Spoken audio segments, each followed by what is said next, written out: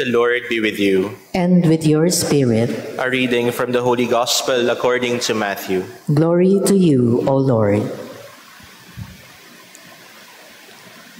While Jesus was speaking to the crowds, his mother and his brothers appeared outside, wishing to speak with him. Someone told him, "Your mother and your brothers are standing outside, asking to speak with you." But he said in reply to the one who told him, "Who is my mother? Who are my brothers?" And stretching out his hand toward his disciples, he said, "Here are my mother and my brothers.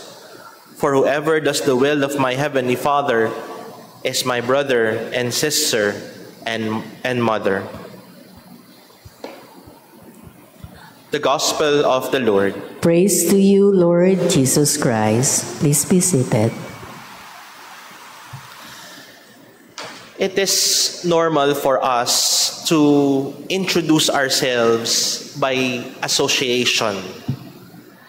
Madalas, yun ho agad yung dinidikit natin dun sa pangalan natin para mas madaling makilala o di kaya mas madaling maalaala.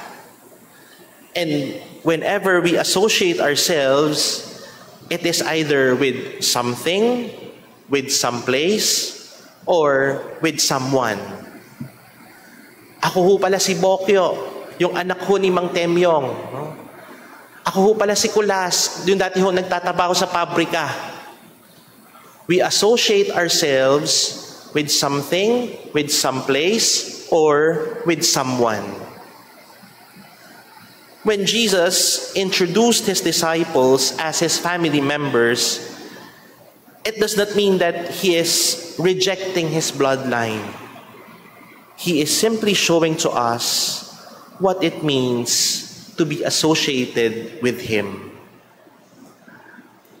Madalas magaling din ho tayo sa ganyan. Kamag-anak ko si Mayor, pinsan ko si Judge, pamangkin ko si General, kaibigan ko si Congressman. We associate ourselves with someone, especially with those who has the power. We associate ourselves, we connect ourselves with someone in authority or someone with the power. But Jesus reminds us today that to be connected with him, to be associated with him, means a different kind of power. To do the will of the Father. And what does it mean to do the will of the Father? It simply means to be the face of God for others. If we look at our first reading, there is one particular face of God that the prophet Micah describes. It is the face of mercy. But mercy is a very complicated thing. Kapag pinag-usapan lang ho natin yung awa, pag pinag-usapan lang natin yung habag, maraming bagay yung dapat nating isaalang-alang. But for us to simplify matters, maybe it will be good for us to imagine ourselves in front of God. At kapag kaharap na natin ng Diyos, at pinakita yung mahaba ng listahan ng kasalanan natin, what will we choose? The just punishment of God or God's mercy? What will we ask for? The punishment for those transgressions or for the infinite mercy of God?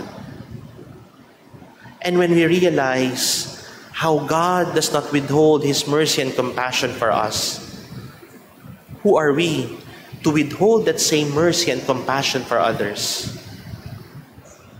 And hopefully, when we realize God's mercy for us, then all the more we will understand God's patient love for us.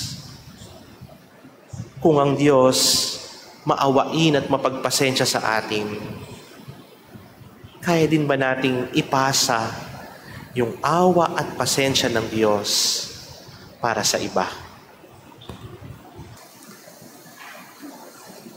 Let us pray.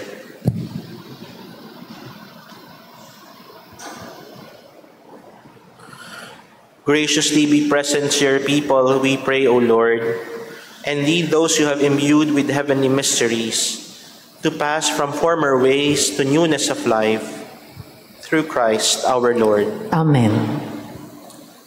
The Lord be with you. And with your spirit. And may Almighty God bless you, the Father, the Son, and the Holy Spirit. Amen. Go forth, the Mass is ended. Thanks be to God.